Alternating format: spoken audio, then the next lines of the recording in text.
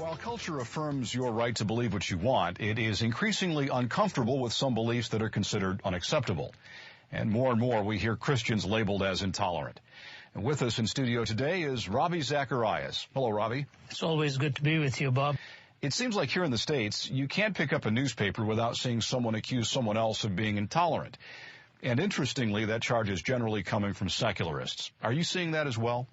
Yeah, it's the buzzword. You know, I remember on the heels of the Cultural Revolution, 60s and 70s, when we were trying to coin new words for new behavior or justifying certain types of behavior, all of a sudden there was new coinage for language. Things that were once described in one way were then described in another way. The vocabulary was changing.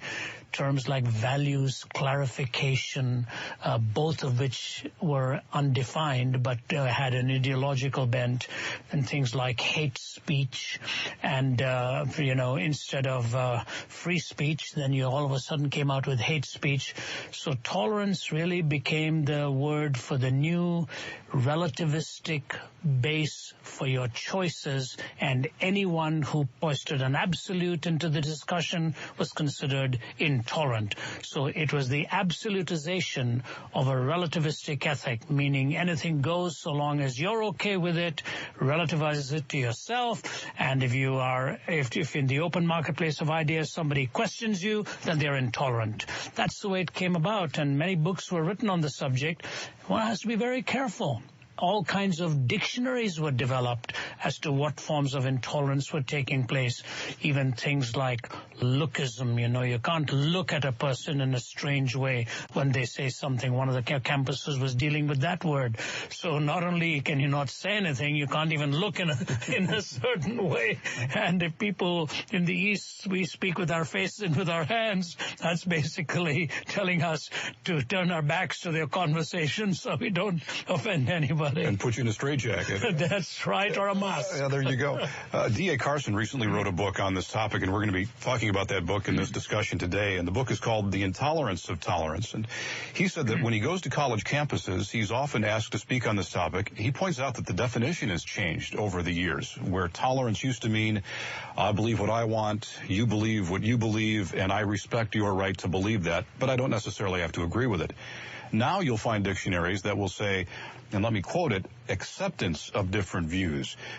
That's a subtle change, but it means a lot, doesn't it? Yes, and of course, as he goes to show how the dictionaries themselves redefine this term, which tells you how impossible it is to be neutral for some people, even though they want you to be neutral. They are already stacking the deck in their favor. But I think I would go one step beyond even what Don Carson has gone. In the dictionary, while they go to acceptance, I think in society, they want you not just to accept, but to endorse and celebrate. So, even acceptance can be nuanced, saying, well, what do? I have to accept this reality. But they mean more than that. They mean to accept it as quite normative and not make value judgments on it. But the one step beyond that is not just to accept it and not make value judgments, but come out with a value judgment saying this is a good thing. So that, I think, is where we're headed. It's tough, Bob. I have to be so careful as a public speaker. I remember speaking at a conference recently, and I had no intention of even nuancing the word, but I talked about how we go about life with gay abandon, and that's, of course, an old phrase that you use. And after I said it, oh, brother, somebody's going to think I'm talking about an alternate lifestyle sexually, so that's not the intention at all. But you have to be very careful how you even use words.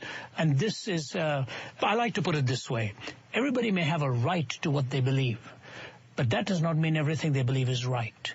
And in the free marketplace of ideas, we ought to be able to, with willingness, entertain alternative views and not do that with being disagreeable at the same time.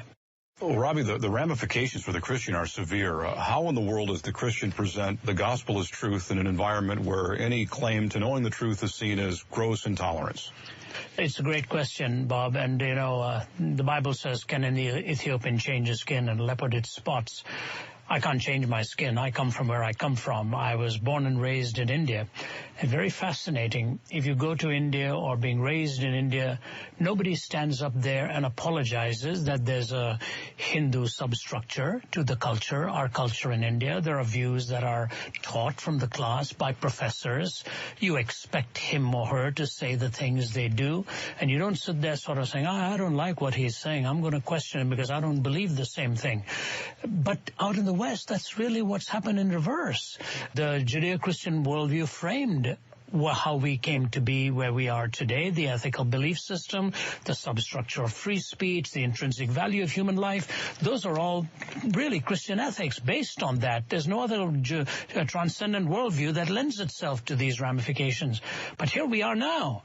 We are a worldview that made all these benefits of discussion possible is now evicted from the arena.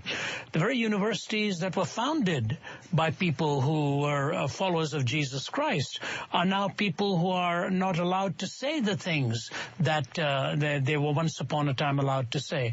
So when I go into a public arena and speak, my goodness, you have to, it's walking on eggshells. You have to be very wise. Now, if people do go to another extreme and lash out, I think unwisely and foolishly. It's not necessary. But in the marketplace of ideas and discussion and disagreement, if you're not allowed to say what you believe and why you believe, how are you ever going to put it to the test of truth? So that's the thing. Truth has now been neutered.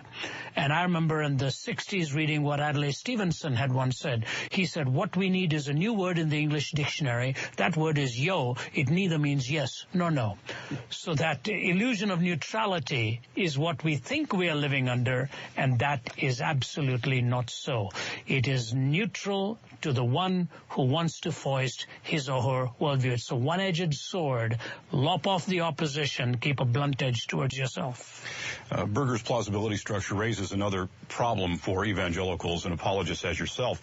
How do you change the culture if you're seen as intolerant and as a result nothing that you say is seen as valuable? In reality, Bob, these things have been battled in different ways before. How did a Wilberforce change the culture of the plausibility of slavery? How did John Newton come out of something like that and battle against it? How did Martin Luther King rail against the horrific practice of racial prejudice and so on? Reformers will come on the scene. These kinds of soils make it ready-made for reformers. G.K. Chesterton made the comment that tolerance is really the creed of a person who doesn't believe anything. And in many ways, that's what is supposedly happening. So the first thing I think is somebody will emerge. I think the second thing is I still have confidence in our youth, even though they may be a minority. Just recently, I was speaking to an audience of 500 young people. Wonderful how they were engaging the ideas, nodding their heads and taking it on. I think these things will change one person at a time. And that's the way when Christ came on, when Jesus came into the scene in the incarnation, his whole message was not tolerated. How did he do it? Won them one person at a time, and ultimately after the collapse of Rome and Christendom taking over the world, the history of the world changed. But I think it's going to be a steep climb. Sadly, Christians have said things that have helped push this definition of intolerance, this new definition of tolerance, and we can unfortunately quote some people who've said things like this. And Carson in his book quotes a couple of well-known Christians and things that they've said publicly, and let me read them and have you respond to them. We won't name these people, but this has been said in public. One is, you say you're supposed to be nice to the Episcopalians and the Presbyterians and the Methodists and this and that and the other thing. Nonsense. I don't have to be nice to the spirit of the Antichrist.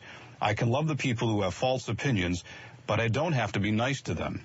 And then another comment from another person that we'll leave unnamed was, I want hatred to wash over you. Yes, hate is good. Our goal is a Christian nation. We have a biblical duty. We're called by God to conquer this country. We don't want equal time. We don't want pluralism. These comments make us cringe, but I guess as Christians we are supposed to hate evil, aren't we? And I think we as Christians who are defending the truth and the faith ought to speak out against this kind of thing as well. You know, the old adage, which I've quoted quite often, my mother used to say, once you've cut off a person's nose, don't give them a rose to smell. What is the object of the Christian faith? Is it to devastate the person or to win the person? That's the question. If you are there to just lash out and flay them, and some apologists historically have done that, no. I think the ultimate ethic and the greatest ethic is love. Who, while we were yet sinners, sent his Son, who loves us in spite of the fact that we are unlovable. It is fascinating to me how the Lord handled two of the most broken lives in the New Testament.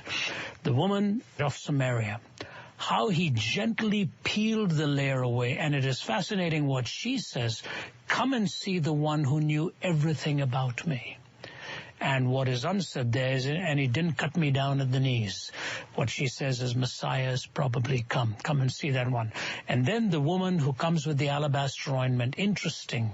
I think if a legalist were there, he'd have just said, where did you get this from? What kind of money did you use for this? Jesus never even said that. He paid her the greatest compliment in the scriptures, that wherever the gospel of his message was going to be told, so was also what this woman had done in her act of worship. And by loving somebody and giving them the opportunity to sense that love, you actually conquer. Not only in the ends, you also conquer with the right means. Almost every Muslim that I know has come to Christ has come either through visions or dreams or because they've seen the love of Jesus. This kind of vitriolic language is nothing more than pride masquerading as righteousness.